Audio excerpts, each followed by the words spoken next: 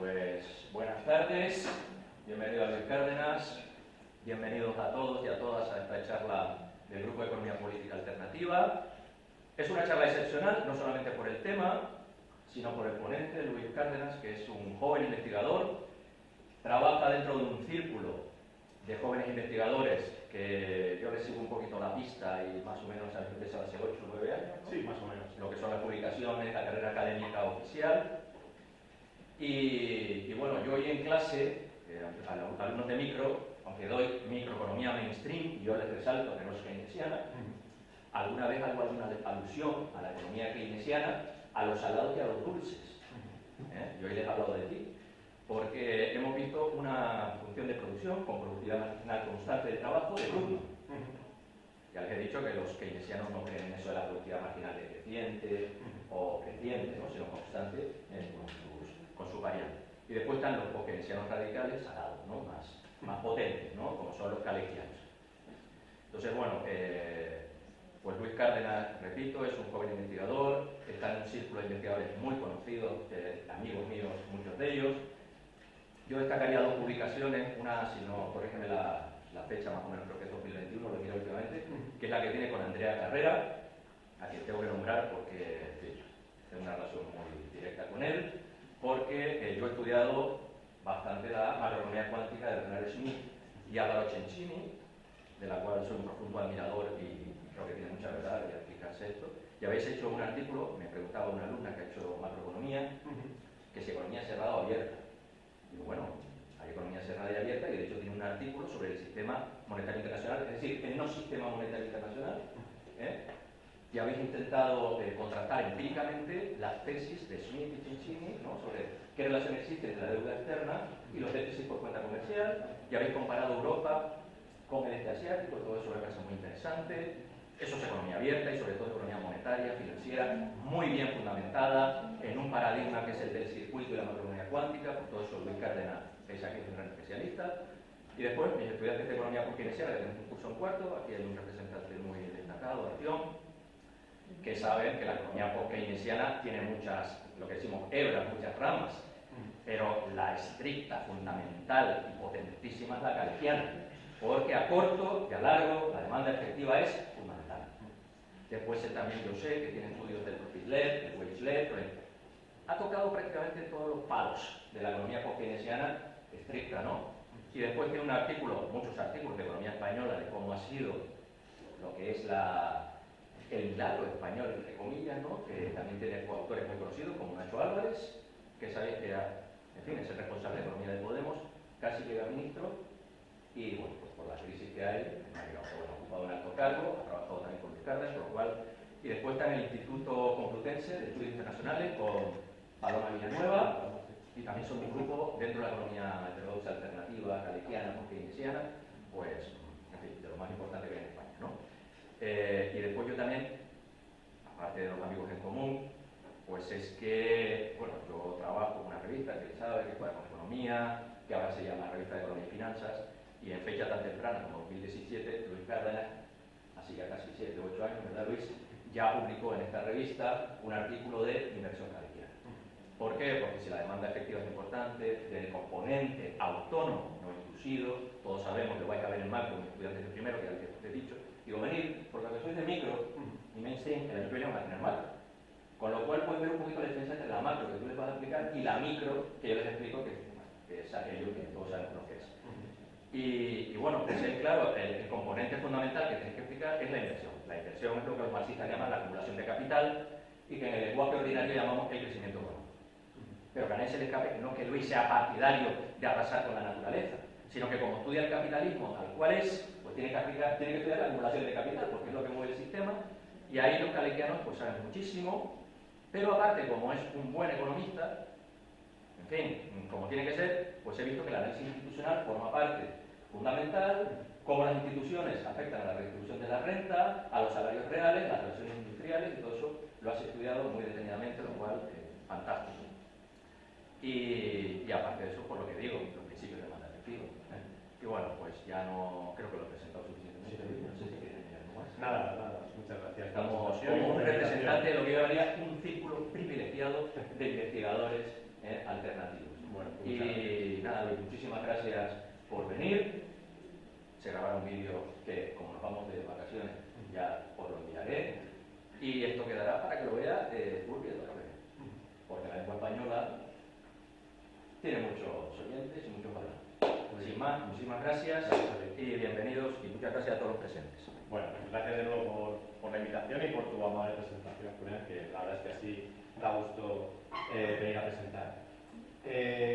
Había preparado una presentación, bueno, para que os hagáis una idea que podría llegar a cubrir todos los niveles, es decir, desde una introducción hasta un nivel ya más avanzado, ¿no? Entonces, para adaptarme pues esto, a los conocimientos previos que tenéis, voy a hacer veis que hay muchas diapositivas en la presentación, no os preocupéis, no vamos a ver 60 diapositivas en una hora, sino que iré diciendo aquello que más se adapte a este tipo de presentación, ¿no? Entonces, el plan es hacer una introducción a la macro caleciana, es decir, deciros qué es esto, qué diferencia hay entre la macro caleciana y el resto de escuelas. En segundo lugar, ver algunas piezas. Había, como digo, aquí desarrollado mucho en función de los conocimientos previos que tuviera y demás, ir más a detalle, a debate, o dar una visión general. Voy a optar por dar una visión general. Y por último, para que no se quede solo en teoría, pues una aproximación práctica, el último trabajo que hemos hecho, precisamente con Paloma Villanueva y con Rubén González, en el que hemos aplicado estos modelos al caso de las 4 economías mediterráneas, es decir, Portugal, Grecia, España e Italia.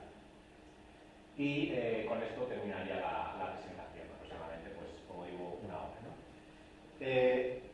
Lo primero, manuales por si alguien está más interesado en profundizar más allá de lo que comenté hoy. Bueno, la primera referencia es lógicamente el propio autor de Kalecki, a veces también se pronuncia Kaleski, porque en polaco se pronuncia Kaleski, como queráis.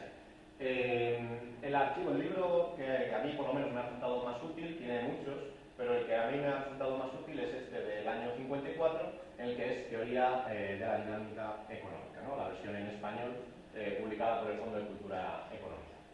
Pero, lógicamente, después del año 54 ha habido muchas publicaciones posteriores. Os comento algunas. Por ejemplo, en español tenemos una de Amit Badawi, que luego lo comentaré también, que es Macroeconomía, la dinámica de la producción de mercancías. Y luego tenemos los manuales, digamos, más habituales en macro heterodoxa, que sería el de Blecker y Setterfield, que es del año 2019. Hay una versión que es interesante de Bowles, que también comentaremos luego, que tiene una versión también en castellano, que siempre es más fácil de leer, ¿no? Que es esta de Introducción a la Economía. Y tenemos también algún artículo, por ejemplo, tengo un artículo de revisión, por si os interesa, más cortito, más en español, más fácil, publicado en el 2019, es de descarga gratuita, así que se puede acceder fácilmente, ¿vale? Y luego los manuales, digamos, más avanzados, que serían el de Carlsen y el de Marc Lavoie. Esto sería básicamente lo que he basado la presentación, ¿vale? Mi recomendación, si queréis simplemente, después de la charla de hoy, queréis echarle un ojo, pero no queréis leeros un manual de 200 páginas, el artículo que publiqué en castellano es accesible, gratuito y hace un resumen de 20 páginas, por tanto, es más asequible. Bien, pues entonces, ¿por qué se diferencia la macroeconomía kaleckiana del resto, ¿no?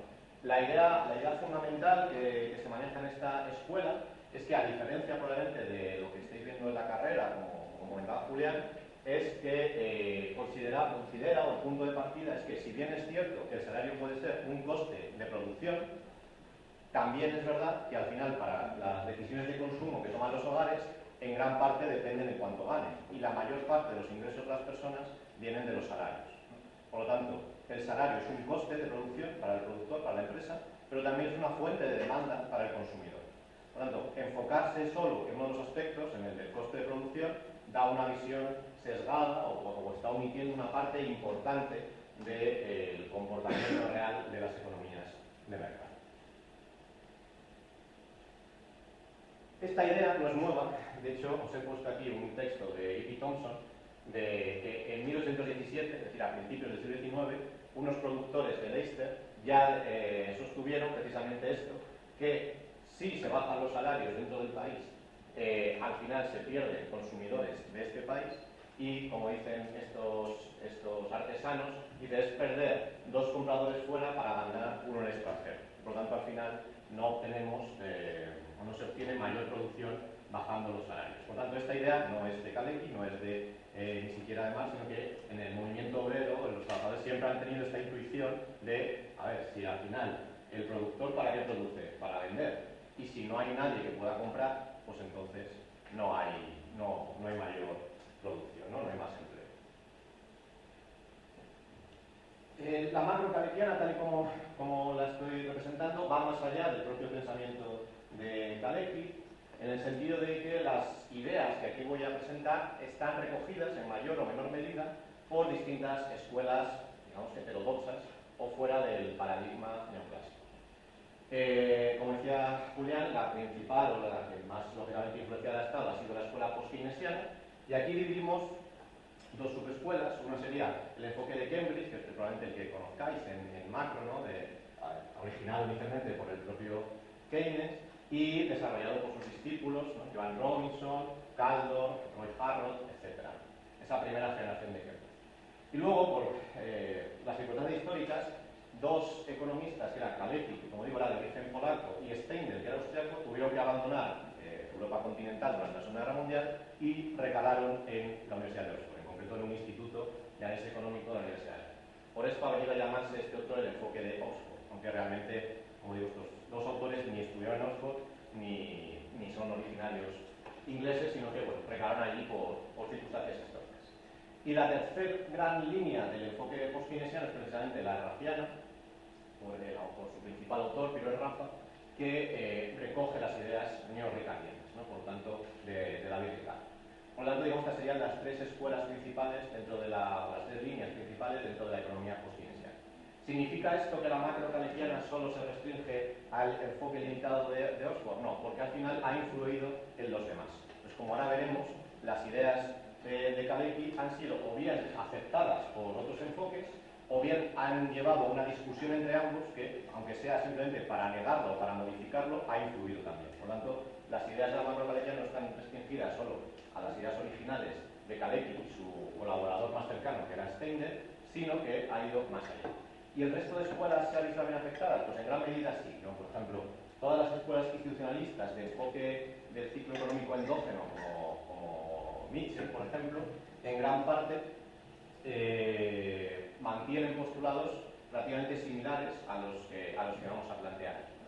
Y luego las demás escuelas neomarxistas, lo de neo es porque hay una cierta ruptura respecto al pensamiento marxista original, y esa ruptura es básicamente la aceptación del principio de demanda efectiva, que es justo lo que comentaba Julián, que es esta idea que acabo de decirle, al final para que los productores produzcan más tiene que haber demanda, porque si no hay compradores no se produce, y si no se vende, al final no va a haber mayor actividad económica.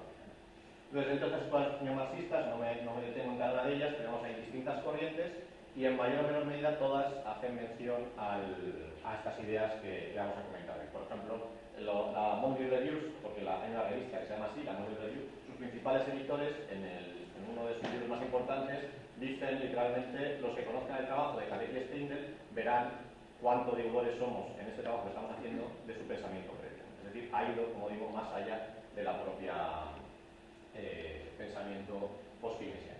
Y por último, la escuela estructuralista o escuela estructuralista latinoamericana, que son todos los autores de origen latinoamericano que, modificando el marco teórico neoclásico, intentando salirse de ese marco teórico para adaptarlo a la realidad que ellos vivían en Latinoamérica, adoptaron también o estuvieron influenciados también por el pensamiento kaleckiano. En concreto, Kalecki da una conferencia en México en los años 60, cuando era consultor de la ONU, que tuvo una gran relevancia para el pensamiento de esta escuela. Por tanto, como digo, aunque cuando llamamos, la idea que quiero fijar es que el pensamiento, la macroeconomía kaleckiana no es el pensamiento exclusivo de Kalecki, sino que es el pensamiento que abarca distintas escuelas, ya que al final lo importante son una serie de ideas que vamos a comentar ahora. ¿Por qué es útil o en qué punto o en qué medida se complementan todas estas escuelas? Bueno, como decíamos, la principal idea es la demanda efectiva. La demanda efectiva es la demanda respaldada con poder de compra. Por lo tanto, esta idea va a ser compartida por todas las escuelas que he dicho antes. Es decir, todos piensan que para que haya demanda tiene que haber capacidad de compra. Y para que haya capacidad de compra, tiene que haber salarios más altos, ¿vale? Y luego, ¿qué divide a la escuela? Matices, ¿vale? Ya, pero todos parten del principio de demanda efectiva. La macro que veréis por los niveles inferiores de macroeconomía, macro 1, macro 2, va a ser macro que también es de demanda. Porque el pensamiento de Keynes, que es la gran revolución de la macroeconomía a principios del siglo XX, es precisamente la introducción de la demanda. Y luego la macroeconomía que veréis más adelante va a ser casi toda de oferta, en el que va a decir la demanda ya no importa, lo que importa es la producción. Bien, ¿qué ventaja tiene? En primer lugar, que estos modelos son muy sencillos e intuitivos. Realmente son simplemente sistemas de ecuaciones lineales. Esto hace que las matemáticas sean sencillas, porque al final lo único que queremos hacer es representar o modelizar una realidad y no queremos, no estamos utilizando la técnica matemática por la técnica, sino que la estamos usando como una herramienta útil para conocer las economías contemporáneas. Y en segundo lugar es que, como comentadas, se pueden incluir distintos aspectos: economía abierta, economía cerrada, un sector, multisectorial, es decir, son muy flexibles, porque al final solo tiene 3 o 4 ideas fundamentales, pero que aceptando esas se pueden modificar, se pueden adaptar tanto como se quiera. Y lo que a mí me llamó originalmente la atención es que los ciclos económicos, es decir, por ejemplo, las etapas de crisis, las etapas de recuperación, se consideran que son endógenas. ¿Qué significa esto? Que es la propia dinámica del sistema la que genera las crisis o las recuperaciones. Es decir, se va produciendo por sí mismo. Yo, cuando estaba en vuestra posición, era justo en el 2008, que sabéis que hubo una crisis importante en España, pues debido a la burbuja inmobiliaria. Por lo tanto, yo, mientras estaba haciendo la carrera, estábamos viviendo la crisis más larga que se vivió. La explicación que nos daban en aquel momento es, bueno, es por factores exógenos. Es porque que si los tipos de interés estaban muy bajos, que si había sido con los precios del petróleo, o había sido así, factores exógenos transitorios. Lo que a mí más me llamó la atención de este pensamiento es que decía, no, la causa de que hay una crisis era lo que estaba ocurriendo antes de la crisis, que estaba generando las condiciones para que esa crisis se produjera. Es decir, es endógena a la dinámica del sistema. Por lo tanto, tiene la ventaja de que permite entender el comportamiento macro por sí mismo y no recurrir a exógenos o transitorios que no tienen que ver con el propio sistema económico. ¿Y cuáles son estas ideas que hacen que un modelo sea kaleciano? Bueno, pues son las siguientes. En primer lugar, consideramos que un modelo es kaleciano cuando hay conflicto en la distribución del ingreso. ¿Qué significa esto? Que hay salarios que cobran los trabajadores y que hay beneficios que cobran las rentas del capital, los accionistas de las empresas o los propietarios de medios de producción, etc., ¿no? Y ambos están repartiéndose el ingreso nacional, que es la tarta a repartir. Por lo tanto, dada la cantidad de producto que hay que repartir, ambos luchan por obtener la mayor cantidad de proporción posible, ¿no? Por lo tanto, hay un conflicto entre ambos. En segundo lugar, si estáis dando micros, pues precisamente la cuestión más keynesiana, digamos, del pensamiento kaleciano a nivel micro, que es que se considera que los precios no se fijan por libre competencia competitiva, sino que la estructura de la mayor parte de los mercados son determinados por los productores. Es decir, dado que la oferta productiva es elástica, es decir, que se puede ampliar la producción si se desea, el que fija el precio es el productor. ¿Eso ocurre en todos los mercados? No, no en todos. Hay mercados en los que el precio se fija por la demanda.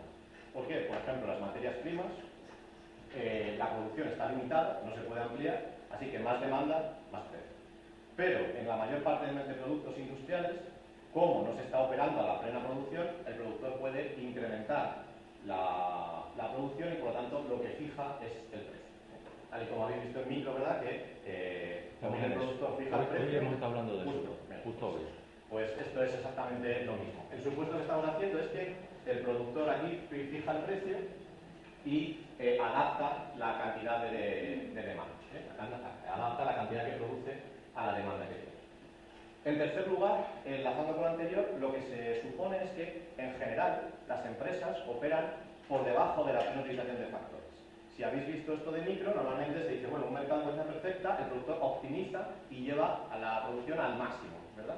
Pues para el pensamiento kaleciano, no. Se mantiene en general un grado de subutilización de la capacidad instalada. ¿Por qué? Precisamente porque al productor le da margen para adaptarse a las condiciones cambiantes de la demanda. Por ejemplo, si Si produjera siempre al máximo y hay un pico de demanda, no podría atenderlo. Entonces siempre procuran operar por debajo de la plena utilización para evitar que entren otros competidores, para garantizar su mercado, o a veces simplemente porque la técnica de producción requiere escalas muy amplias. Por ejemplo, esta universidad probablemente no puede cambiar la escala a voluntad de cuántos alumnos hay matriculados. Se produjo la universidad y hay un número de aulas determinado. En función del número de estudiantes se abren más aulas o se cierran más aulas. Pero la capacidad instalada de la universidad es la misma. ¿Por qué? Porque no se puede cambiar rápidamente, ¿no? Pues esto le pasa a muchas empresas. Se hacen las instalaciones y en función de cuánta demanda hay, pues se va adaptando. Igual que la universidad no opera con todas las aulas abiertas en todo momento al 100%, pues la mayor parte de las empresas tampoco operan así. En cuarto lugar, es como comentabais, que la idea fundamental desde el punto de vista de demanda es que es la inversión la variable central. ¿Por qué es la inversión la variable central? Porque por un lado es una variable de demanda, pero por otro lado también determina la capacidad productiva. Por lo tanto, está afectando simultáneamente a la demanda, la adquisición de bienes de inversión, y por otro lado está afectando a la capacidad productiva que tienen las empresas. ¿Bien? Por lo tanto, es una variable que determina simultáneamente la demanda y la capacidad productiva. Pero es que además, a lo largo del ciclo económico, es una variable muy volátil y es la que condiciona sobre todo las variaciones, los ciclos económicos, como decía antes. Por lo tanto, dentro de esa teoría del ciclo económico endógeno, ¿qué le está diciendo? Es que la variable que lidera las crisis y las recuperaciones es la inversión, porque es la más volátil, es la que antes cambia de tendencia y es la que determina, por lo tanto, las fluctuaciones cíclicas. Y esta inversión está muy relacionada con el nivel de beneficios. La idea que introduce directamente Kalecki en el pensamiento económico es realmente la decisión que toman las empresas es cuánto invertir, pero no están diciendo cuánto ganar. La paradoja es que cuanto más inviertan, más ganarán. ¿Por qué? Porque cuanto mayor sea el volumen de inversión que hay en un país, mayor será la producción, mayor serán sus ventas y por lo tanto mayores serán sus beneficios. Pero es que el círculo se cierra porque cuanto mayores sean sus beneficios, más decidirán invertir. Y por lo tanto, cuanto más decidan invertir, a su vez, más beneficios ganarán. Y cuanto más beneficios ganen, más volverán a invertir. ¿Bien? Y se crea un ciclo autorreproductivo en el que, ya digo, de manera endógena, se van generando los ciclos. Entonces, bueno, pues si ocurre eso, ¿por qué no siempre va más? ¿Por qué no va siempre más inversión, más beneficios, más beneficios, más inversión, más inversión, más beneficios, y así hasta el infinito? ¿No? Porque hay un límite y es el que se llama el principio del riesgo creciente. Cuanto más ha invertido una empresa, más está arriesgando. Y cuanto más arriesgue, mayores serán normalmente los costes de financiación del exterior, es decir, pedir prestado a los bancos o a los accionistas o a los mercados financieros, más caro será. Y, en segundo lugar, más improbable es que alguien se lo preste. Cuando se dice el apalancamiento, cuando están muy endeudados, cuando están que han pedido mucho dinero prestado, por decirlo en palabras coloquiales, respecto a la inversión que han hecho, más difícil es conseguir financiación para seguir invirtiendo. Por lo tanto, el límite que fija este modelo es que al final no va a ser, la economía capitalista no va a ser siempre un crecimiento exponencial de más beneficios, más inversión, más inversión, más beneficios, porque en algún momento la inestabilidad financiera que provoca el apalancamiento va a suponer un límite fundamental. Y por esto, por ejemplo, la crisis financiera de 2008 encajaría dentro de esta explicación. ¿Por qué hubo un pinchazo de la burbuja inmobiliaria? Porque hubo un proceso de endeudamiento tanto de los hogares como de las empresas, especialmente las promotoras, que lleva a una situación insostenible. Cuando se cortó ese crédito, la economía se detuvo, ¿no? Por decirlo así en términos, como digo, coloquiales. Bien, pues estas son las 5 ideas que hacen que un modelo sea kaleckiano.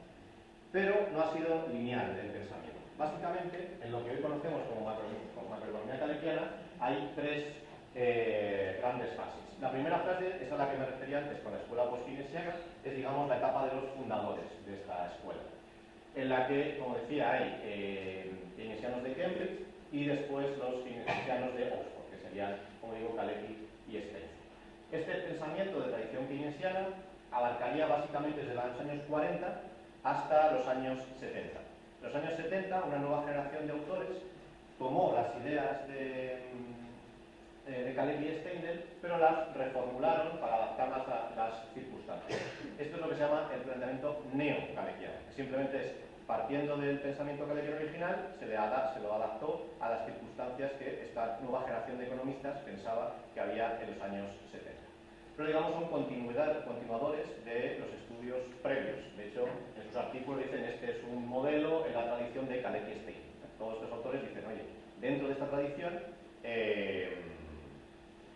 nos encontramos y estamos profundizando y estamos avanzando en esta misma línea.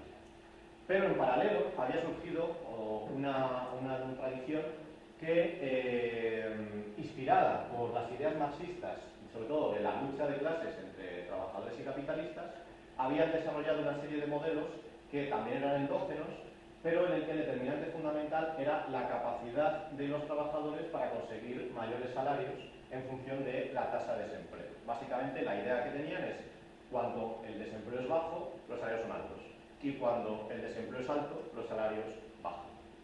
Estos modelos, que se llaman modelos de presa-predador, es una analogía de que originalmente fueron desarrollados para la biología de especies, los adaptó Richard Goodwin en los años 60 y desde entonces pues, habían tenido un gran éxito. Y sostenían lo contrario, mientras que los modelos kaleckianos originales, como ahora veremos, sostenían que, bueno, que el incremento de los salarios tiene un efecto positivo para la economía, los modelos de presa-predador de este tipo sostenían que era lo contrario, que era cuando el desempleo estaba bajo, los salarios subían mucho y con salarios muy altos los empresarios obtenían pocos beneficios llevaban a menos inversión y se provocaba una crisis. Por lo tanto, había siempre este periodo de expansión y recesión basado en la capacidad de los trabajadores para fijar salarios más altos. La analogía está de como una presa y un predador, ¿no? En esta analogía, los trabajadores son el depredador de los beneficios. Y estos modelos, como digo, en los años 70, era un periodo muy inflacionista, con elevada conflictividad, con muchas huelgas y mucha, pues esto, ¿no? Muy agitado el panorama político, tuvieron bastante éxito o tuvieron un desarrollo bastante fuerte en los años 70. La síntesis llega a los años 80 y es lo que se conoce como la tradición post-kaleckiana. ¿La idea cuál es? Que toman las ideas originales del pensamiento neokaleckiano, que era los salarios tienen un efecto positivo, resumiendo mucho, y lo juntan con las ideas del pensamiento neomarxista de la tradición de Goodwin, que es los salarios tienen un efecto negativo a veces. Pues juntan que los salarios pueden tener un efecto positivo y los salarios pueden tener un efecto negativo, y la síntesis post-kaleckiana que dice que a veces los salarios pueden tener un efecto positivo y a veces los salarios pueden tener un efecto negativo. Y por lo tanto, la resolución teórica no va más allá, sino que va en la parte empírica de decir en qué países y en qué circunstancias los salarios tienen efecto positivo y en qué países y en qué circunstancias los salarios tienen efecto negativo. ¿Vale? Bien, pues vamos, como voy de tiempo y media, vale. Vamos a ver simplemente la versión más básica del modelo, porque en macro 1 habéis visto ya. No, pero Más o menos. Vale. estamos en teoría de la producción y los costes en micro, ¿no? Bueno, algo les Vale. puede... Vale, pues Con el análisis gráfico deberían estar familiarizados porque les insisto mucho. Vale, pues efectivamente, ¿no? La primera pieza que compone los modelos kaleckianos, de corto plazo, como el que vamos a ver, es la función de producción de Leontief, que es una función de producción de coeficientes fijos, como comentaba Julián. ¿Qué nos dice la función de producción de Leontief? Nos dice que la cantidad de producto, que vamos a llamar con la letra Y mayúscula, es una función que minimiza la cantidad de trabajo respecto al coeficiente técnico de trabajo y la cantidad de capital respecto al coeficiente técnico del capital. Bien. Lo que está diciendo esta función de producción, como veis, no es una función de producción continua, diferenciable, con todos los supuestos de la función de producción neoclásica, sino que es una función de producción que te dice cuál es lo que se va a producir. Lo que se va a producir es o el mínimo de lo que aporta el factor trabajo o el mínimo de lo que aporta el factor capital. Con la analogía que ponía antes de la universidad, supongamos que la universidad dispone de 100 aulas, pero solo hay 50 profesores. ¿Cuántas clases se pueden dar simultáneamente en la universidad? ¿Qué os parece? 50. Pues eso es lo que dice la función de producción de Leontief, que hay que elegir entre la capacidad productiva máxima, que te lo da el capital, y la cantidad de trabajo que se está utilizando.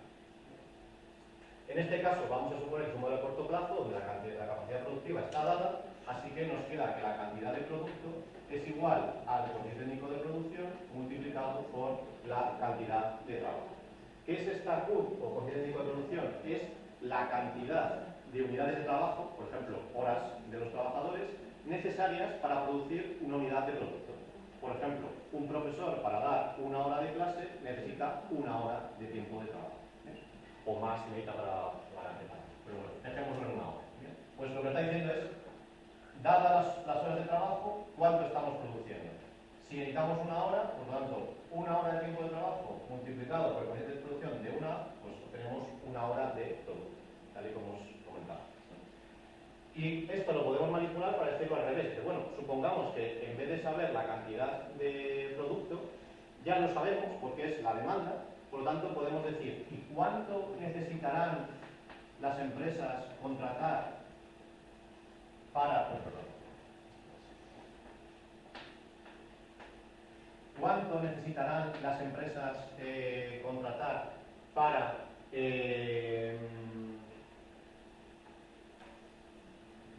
utilizar toda su capacidad para atender a la demanda? Dicho de otra manera.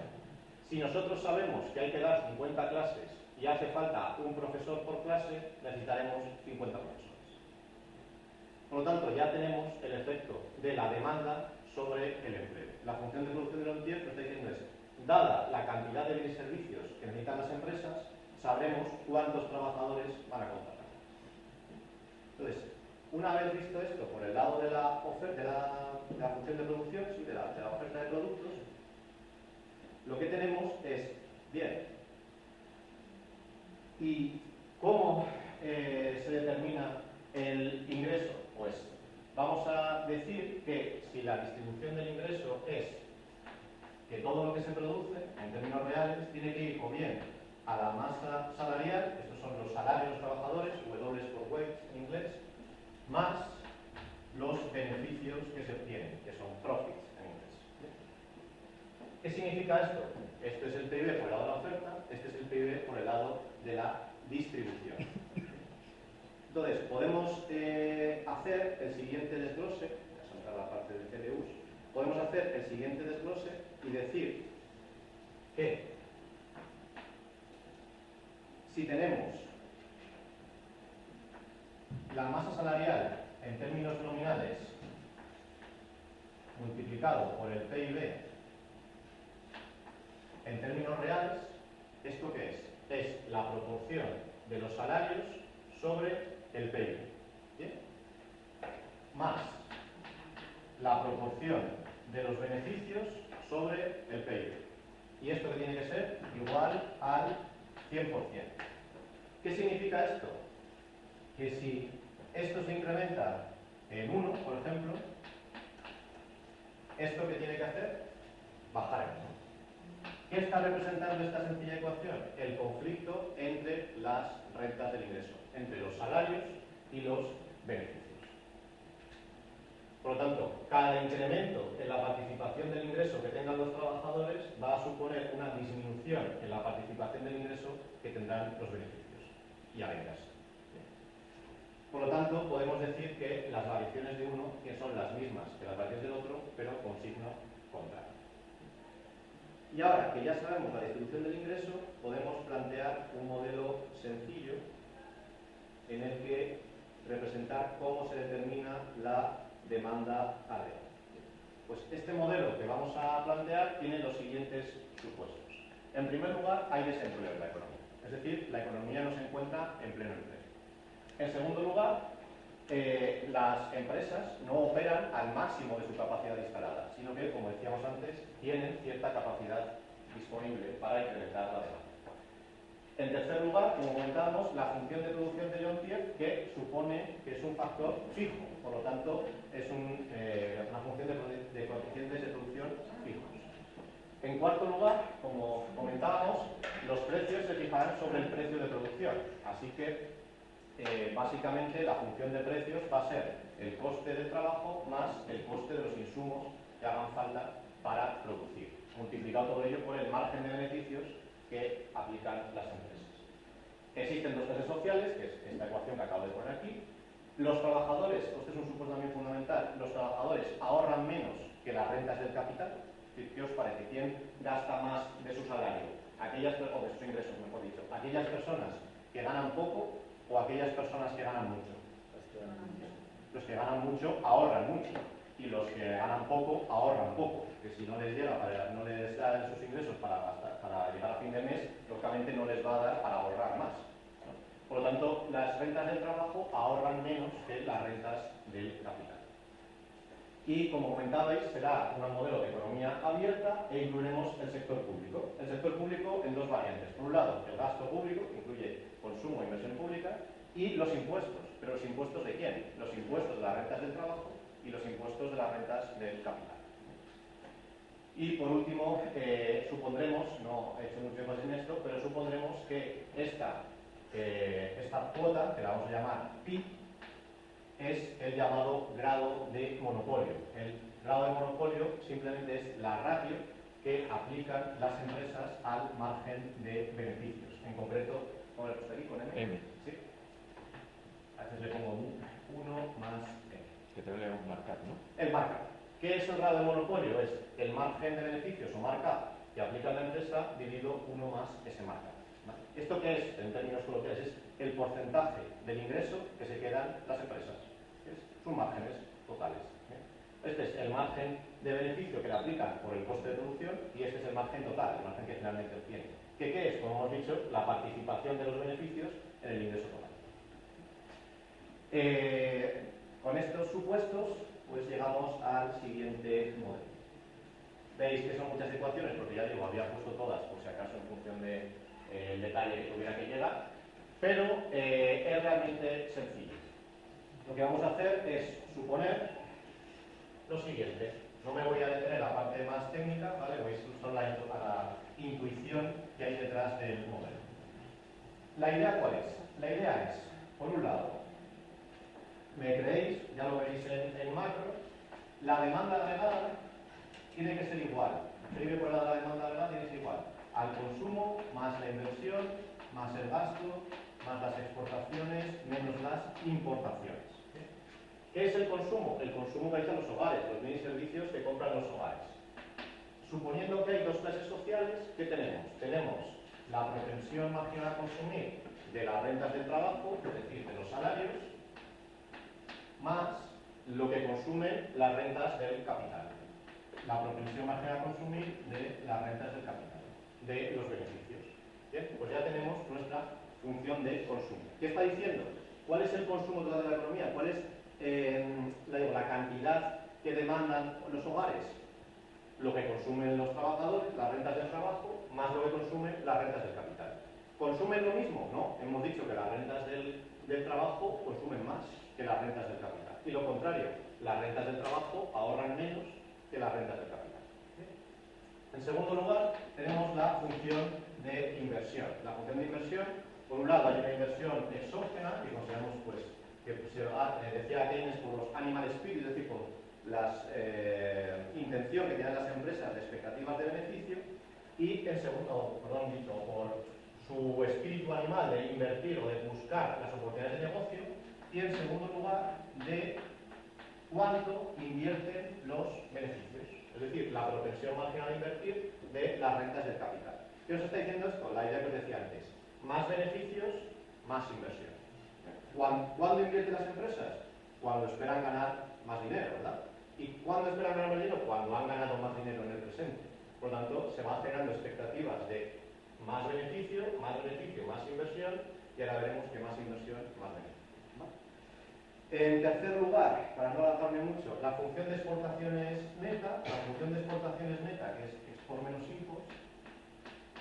¿Qué es esto? Es la diferencia entre lo que se exporta, es decir, lo que se vende al exterior, y lo que se importa, lo que se compra desde el exterior. Bien, pues en esta función decimos de qué dependen las ventas de la economía doméstica al exterior. Si hemos dicho que el consumo depende de los ingresos, en este caso salarios y beneficios, ¿de qué depende que España venda productos al exterior? Pues depende esencialmente del nivel de ingresos que tienen los demás países. Entonces tenemos el nivel de ingresos del PIB del resto del mundo. ¿Y de qué depende que compremos del exterior? Pues de nuestro nivel de ingresos. Para simplificar, lo vamos a poner como si toda la economía en su conjunto comprara del exterior. Este desglose se puede hacer también entre salarios y beneficios, pero para no alargar la ecuación, lo voy a poner simplemente este. La idea es muy sencilla. ¿Cuándo vendemos del exterior? Cuando los ingresos del resto del mundo son mayores. ¿Y cuándo compramos del exterior? Cuando nuestros ingresos son mayores. Cuanto más dinero tengamos, más compras, cuanto más ingresos tengamos, más compras realizaremos del exterior. Bien, pues tenemos un sistema de ecuaciones lineales con simplemente estas tres. Bien, por lo tanto, podemos sustituir y lo que nos queda es que cuando el PIB por el lado de la demanda es igual al PIB por el lado de la oferta, que es el que veíamos antes, tenemos que la cantidad de trabajo es igual al coeficiente técnico de producción por I, ¿verdad? Que es lo que decíamos antes, el lado de la oferta tiene que ser igual al lado de la demanda, es decir, los bienes que se producen tienen que ser los bienes que se compran. Bien. Por lo tanto, tenemos a este lado todo esto de aquí. El efecto de los salarios, el efecto de los beneficios sobre el consumo, la inversión autónoma, más la inversión inducida por los beneficios, más las exportaciones inducidas por el resto del mundo, menos las exportaciones inducidas por nuestro nivel de ingresos. ¿Bien? Bueno, pues si despejamos, este es el lado de la... más el gasto más, esto es el lado de la demanda.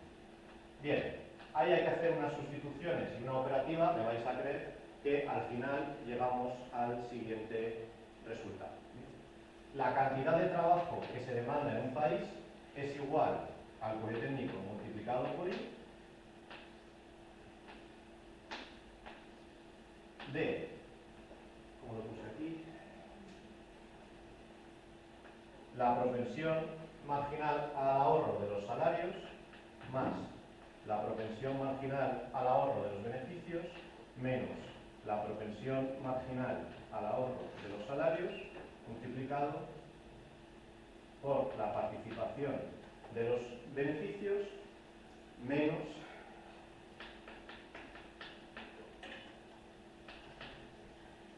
la propensión marginal a invertir de los beneficios multiplicado por la participación de los beneficios más la propensión marginal a importar. Bien, ¿esto qué es? Cuando lo veis en macro, esto es lo que se llama el efecto multiplicador. El efecto multiplicador lo que nos está diciendo es, ¿qué ocurre?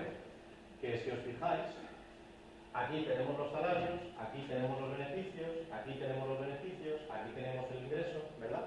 Son variables que las tenemos a este lado y a este lado. Cuando despejamos, que me lo voy a saltar para ir más rápido, se saca el factor común y lo pasamos al otro lado. Económicamente, ¿cuál es la idea? La idea es que el efecto de retroalimentación. Es decir, por ejemplo, si hay €1 más de beneficios, significa que hay €1 más de inversión. Pero €1 más de inversión es €1 más de producción. Y €1 más de producción significa que a su vez aumentan los beneficios, que implica a su vez más inversión. Pues todos estos bucles los recogemos con esta... Y el gasto autónomo, ¿no? Sí, y este es el multiplicador y el multiplicador del gasto. ¿Qué es el gasto? Gasto autónomo. El multiplicador del gasto es todo lo que tenemos aquí, que no hemos despejado, que es la inversión autónoma más la inversión externa Y el gasto. el gasto público y no lo he puesto aquí, pero también los impuestos, ¿vale? Con signo negativo.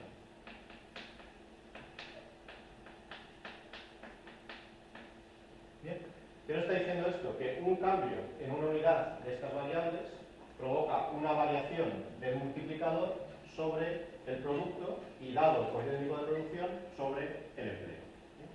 En el modelo Caleciano, más allá de las matemáticas, en el modelo Caleciano estoy diciendo, ¿os acordáis que antes hemos dicho que era pi? Pi era el porcentaje de beneficio sobre el ingreso, ¿verdad? El porcentaje de beneficio sobre el ingreso. Pues pi está en el denominador. Por lo tanto, si derivamos, el efecto de pi va a ser siempre negativo. Es decir, dado que esto está elevado a -1, si derivamos de aquí va a ser siempre negativo. ¿Qué significa esto? Que en este modelo, en esta versión del modelo Caleciano, un incremento de la cuota de los beneficios siempre va a tener un efecto negativo sobre el empleo. Esta es la resolución del modelo original. Dado que pi está aquí simplemente en el denominador, tendrá un efecto negativo sobre el PIB y a su vez un efecto negativo sobre el empleo. Este es literalmente el modelo neocaleciano que os comentaba antes, que se desarrolló entre los años 70 y los años 80. Pero, como comentábamos, hay una versión rival, hay una versión diferente. Simplemente por mencionar, esto es una parte un poco más técnica, pero simplemente por mencionar, hay distintas versiones. Por ejemplo, esta es la que os he comentado yo. El Kalecki originalmente hizo el supuesto de que los trabajadores no ahorran, es decir, que la propensión marginal al ahorro de los trabajadores es 0. Si la propensión marginal de los trabajadores es 0, le podemos quitar este de aquí, porque es 0, y le podemos quitar este de aquí, porque es 0, ¿verdad? Con lo cual ya se simplifica bastante el multiplicador. ¿Y cuál es la condición de que el multiplicador sea positivo? Que esto se llama la condición de estabilidad, porque no tiene sentido un multiplicador 0 o negativo. Pues que la propensión al ahorro de los capitalistas tiene que ser mayor a la propensión a invertir de los capitalistas. Cuando veáis el modelo ISLM en macro, os dirán, la condición de estabilidad del modelo ISLM es que la propensión al ahorro de todo el mundo, de la economía, tiene que ser mayor que la propensión a invertir de la economía. ¿Cuál es la diferencia entre el modelo ISLM que se enseña en macro y el modelo caleciano? Que aquí es el ahorro de los capitalistas y es la propensión a invertir de los capitalistas. Mientras que en el tradicional es de la economía en su conjunto. Como decíamos, hay una versión rival que, ¿qué es lo que dice? Lo que dice es, bueno, la función de inversión del modelo tradicional, del modelo neocaleciano, no está teniendo en cuenta que los salarios a veces pueden tener un efecto negativo sobre el PIB, porque puede desincentivar la inversión, ¿no? Entonces, si nos fijamos, lo voy a poner por aquí, esta es la función de inversión original, ¿verdad? Que si desglosamos, lo voy a poner un poquito más arriba, si desglosamos tenemos que la propensión marginal a invertir de los capitalistas puede ser pi por i. ¿Qué es esto? P. Recordemos que dijimos que pi era igual. Por lo tanto, sustituimos y tenemos que pi está siempre con efecto positivo, pero multiplicado por el PIB. La versión rival, la versión, ya digo, del modelo de Woodbury y demás, sería la siguiente. Que por un lado tenemos el efecto del PIB y por otro lado tenemos el efecto de pi. Es decir, ¿qué es lo que hace la versión post-caleciana? La versión neocaleciana es, están multiplicando, están juntos. La versión post-caleciana es, uno se va para acá y otro se va para acá.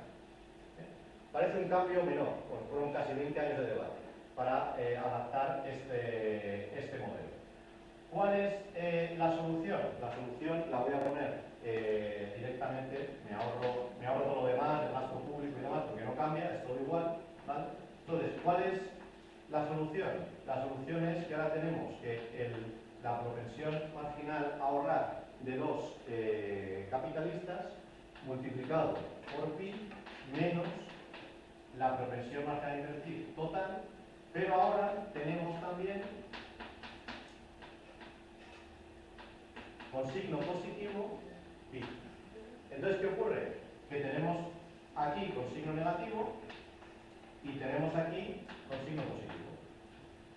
¿Cuándo tiene efecto negativo o cuándo tiene efecto positivo? Depende.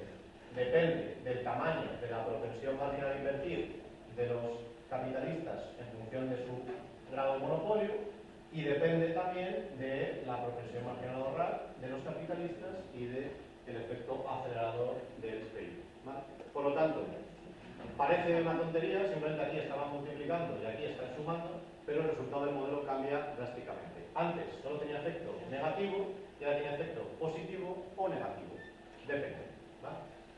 Bueno, pues hasta aquí la parte más matemática. Simplemente en los 10 minutos que nos quedan, resumo muy rápido. Me voy a saltar las ISDM, las curvas IS. Eso lo veréis el año que viene. Todo esto lo veréis el año que viene.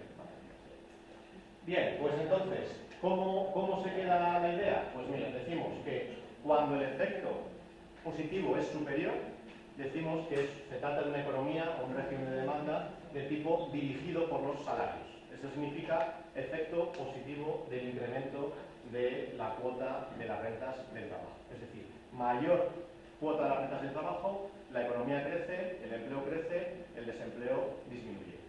Cuando hay una reducción de la cuota de beneficios y el PIB cae y el desempleo aumenta, entonces decimos que es un modelo dirigido por los beneficios, un modelo de tipo profit. Por lo tanto, ahora tenemos estas dos opciones: o bien crecimiento por los salarios, o bien crecimiento por los beneficios. ¿Dónde están la mayoría de países? Bueno, pues no sé si se ve muy bien la tabla. Pues hay muchos estudios. Esta se quedó hasta el 2017 la ley de literatura. En función de cada país, pues a algunos les sale que es profit-led, en otros países les sale que es waste-led. En el caso de España, mayoritariamente nos sale siempre que waste-led. Es decir, que en el caso de España, el efecto del aumento de la cuota de las rentas del trabajo es positivo. Es decir, más salarios como porcentaje del PIB, más PIB, menos desempleo. Y ya por último, algunas aplicaciones prácticas. Bueno, pues como os comentaba al principio, en el último trabajo que hemos hecho, hemos analizado los 4 países mediterráneos, ¿verdad? Pues aquí tenéis la cuota de las rentas del trabajo. Estas son las rentas del trabajo, por lo tanto, la de los beneficios hacen lo contrario. Si la cuota de las rentas del trabajo aumenta, la de los beneficios cae, y al inverso. Entonces, ¿qué tenemos? Básicamente, caídas en la cuota de la renta del trabajo en Portugal y España prácticamente de manera continuada. Parece que en Italia tuvo un ligero repunte, o un repunte, ¿no?, desde los 2000 hasta la crisis del 2008, y desde entonces caída, y en Grecia una caída pues, desde la crisis del 2008 muy fuerte. ¿Bien? Por lo tanto, en general parece que en las economías mediterráneas ha habido un proceso de devaluación salarial, es decir, una pérdida de los salarios como porcentaje del PIB.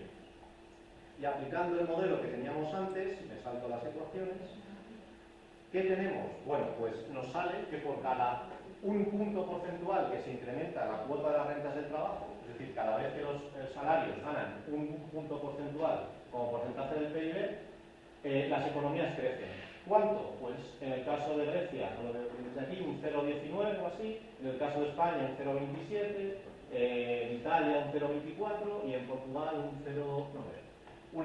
Es decir, efecto positivo. ¿Qué significa esto?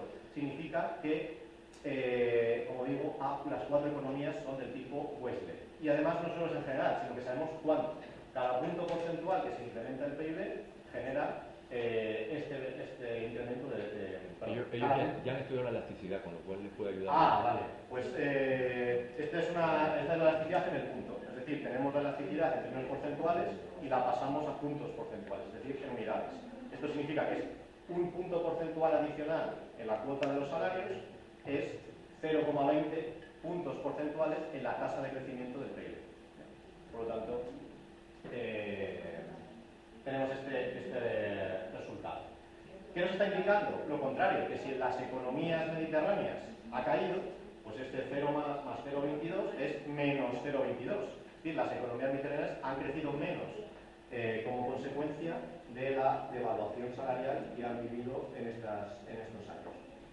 Y en segundo lugar, ese multiplicador que he pintado aquí, ¿Cuánto nos sale para los distintos países? Pues vemos que en todos los casos nos sale mayor que 1, excepto en el caso de Portugal, que sale con 0,90 y algo. Esto significa que de los otros componentes del gasto que tenemos aquí, el gasto público, los impuestos ponderados por su progresión marginal distinta, el sector exterior, etcétera, un 1% más en esas variables, la elasticidad, significa un 1% más de PIB. En concreto, 1,18, 1,22, ¿vale? Estos multiplicadores que hemos calculado aquí. Y por último, para darle una aproximación más visual, ¿recordáis estas funciones que he puesto aquí? Pues son literalmente en la de la presentación.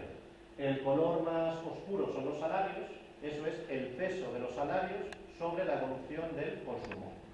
El color rojo más suave es el peso de los beneficios sobre el consumo. Y así con cada una de las variables de inversión y lo mismo con las variables de exportación. Entonces, aplicando esas ecuaciones podemos calcular exactamente cuánto contribuye cada una de las variables al crecimiento de la economía. Una cosa curiosa es que es el crecimiento acumulado, es lo que han crecido estas variables en su conjunto desde el origen. Entonces, por ejemplo, vemos que Grecia prácticamente no ha crecido nada, creció mucho en los años originales, desde el año 99 hasta el año 2008, y después prácticamente tiene el mismo PIB que casi hace 30 años, ¿no?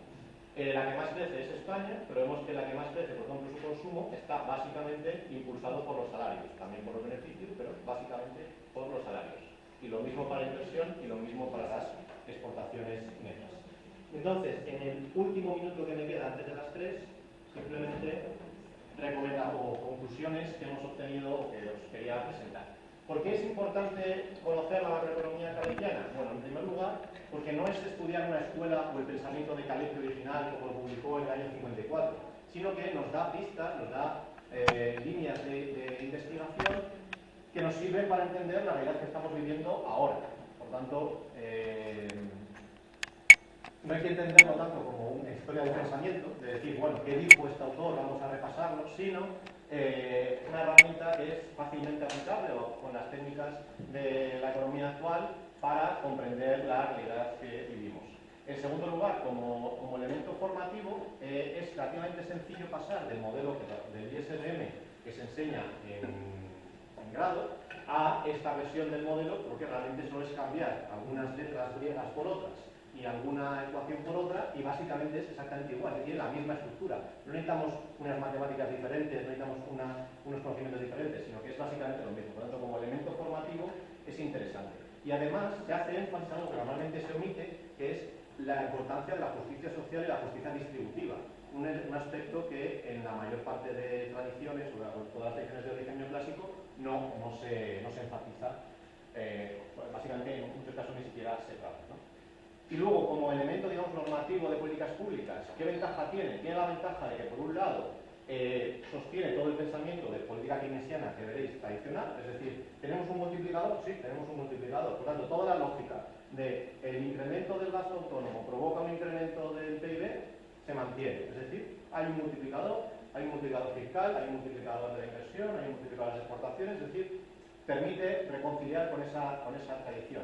Pero es que además también aporta el aspecto de, bueno, pero estas variables no son una cosa que caiga del cielo, sino que están determinadas en el comportamiento de los agentes, en cómo se organiza la sociedad, y por lo tanto se pueden modificar.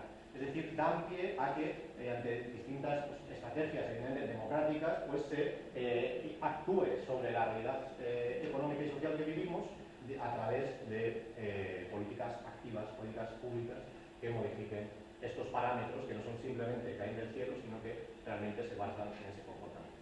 Nada más, muchas gracias por vuestra paciencia.